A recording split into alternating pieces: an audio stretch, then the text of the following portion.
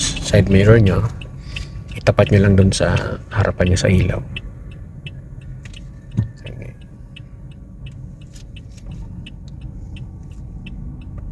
Yan.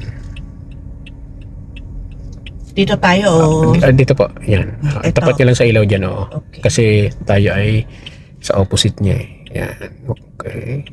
Huwag masyado malapit. Yan, okay na. Then full kanan. Okay, bantayan nyo sa side mirror nyo. Pag nakita nyo yung headlight, yun na yun. Kahit isang headlight lang. Yung pong headlight na tinapatan nyo ng side mirror. Okay na yan ganyan. Opo, sige po. O kailangan dalawa. Hindi, yung isa lang po. Ay, okay na yung ganyan. Opo. Yan, sige, full.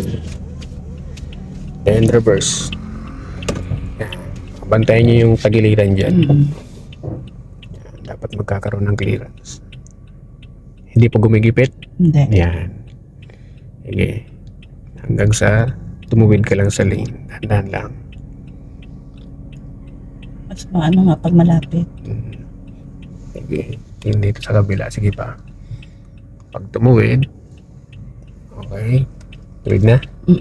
Balik nyo naman na Bella. Then continue sa tingin pa kayo dito. Yan. Okay na. Or pwede nyo pang i-atras. Sige. Kunti pa. Dahan-dahan lang. Okay. Tapos park. Handbrake. Mas madali pala pag malapit.